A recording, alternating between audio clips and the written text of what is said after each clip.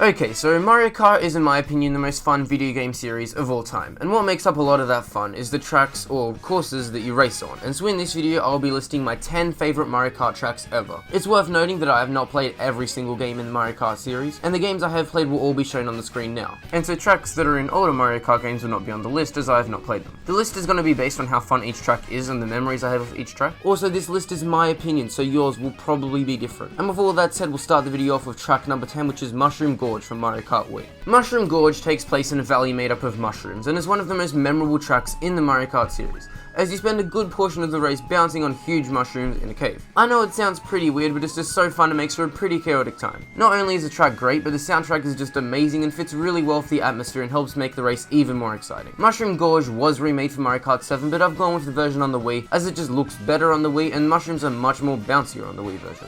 Track number 9 is Melody Motorway for Mario Kart 8. Originally in Mario Kart 7, the track was remade for Mario Kart 8, and it just graphically improved on what was already a great track. You start the race by doing a really tight turn across a piano that actually makes the sounds that notes on a piano make, then you have to avoid 2 piranha planes, and then you go across 2 more pianos. The best part is towards the end of the track, in which there are 3 adorable huge music notes that jump up and down in time with the soundtrack, and if you time your jump perfectly when they land, you get a speed boost. In every aspect, Melody Motorway just does a really good job of tackling the theme of music for a track in Mario Kart, and that's why it's number 9 on my list. Super Bell Subway is track number 8 on the list. When you think of a train or subway station, I'm sure it doesn't really remind you of anything fun or exciting, but this track does a pretty good job of making a pretty depressing real-life place into an amazing track that's a ton of fun. You start the race by making a few basic turns that lead you onto the train tracks, then you end up in a pretty long tunnel. There's ramps that go above the tracks that allow you to jump on passing trains, different coloured Yoshis and Toads are cheering for you on the side, and it's just an overall really good time. Looking back at Rock Mountain for Mario Kart 7, it's not that great of a course, it's more that it was the first track that introduced me to gliding,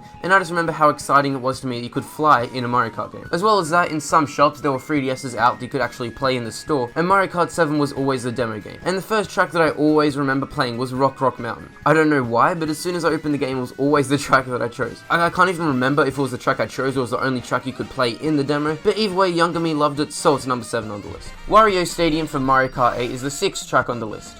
It takes place in a huge dirt bike arena that is full of really satisfying jumps. After a few turns from the start, you go through 4 speed boosts through mud, then immediately after that you jump through 2 hoops of fire, and if you nail all of the jumps, it's just super satisfying. There's not really any other way to put it. Also, there's a huge statue of Wario, which alone bumped the track up a few places on the list. Track number 5 is another track from Mario Kart Wii, and it's Kubercate. Not too long after you start the race, you make your way to a stream of water, which takes you down to a tube that's underwater. In the tube, there's a stream that when driven in makes you faster, and there's also electricity that you have to try to avoid. Then at the end of the tunnel, you get boosted out and end the lap by driving around a waterfall. The stream of water in this level just makes for some really fast and hectic races, and that's why it's number 5 on the list. This course was remade for Mario Kart 7, but I prefer the track on the Wii, as it not only looks better, but the part where you go through the tunnel is just so incredibly slow in Mario Kart 7. Rainbow Road for the 3DS is number 4 on my list, and it's the only Rainbow Road on the list, which might surprise some of you. Correct me in the comments section if I'm wrong, but there's a Rainbow Road in every Mario Kart game, and they're known to be the hardest tracks in the series, and this is no different to the version in Mario Kart 7.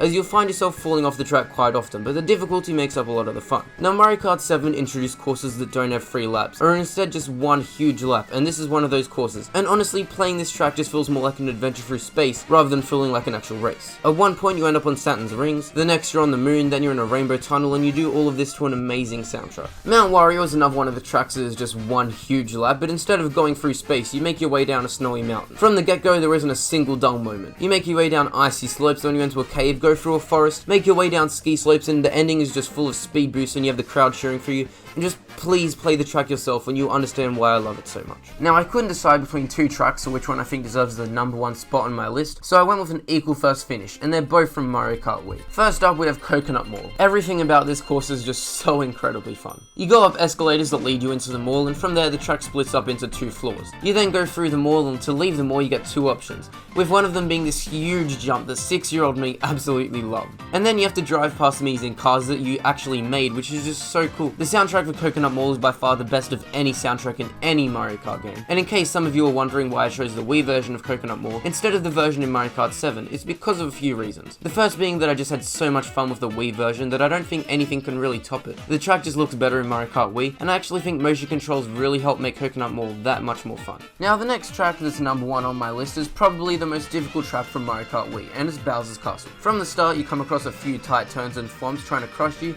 and then in the middle of the race there is a huge half-pipe, and at the end of that half-pipe is a mechanical Bowser who's shooting out fireballs from his mouth, and you've got to perform tricks on the half-pipe to avoid them, all while trying not to fall into lava. That one part of the race with the half-pipe is just so fun that I'd be doing myself wrong if I didn't put it in the list. And yeah, those are my 10 favourite Mario Kart tracks ever. And with all of that said, it's the end of the video. Tell me what you thought of my list in the comments section, and tell me what your favourite Mario Kart tracks are in the comments, so that we can talk about it. Leave a like if you enjoyed the video, subscribe to the channel for more Nintendo content, and that's it, so bye.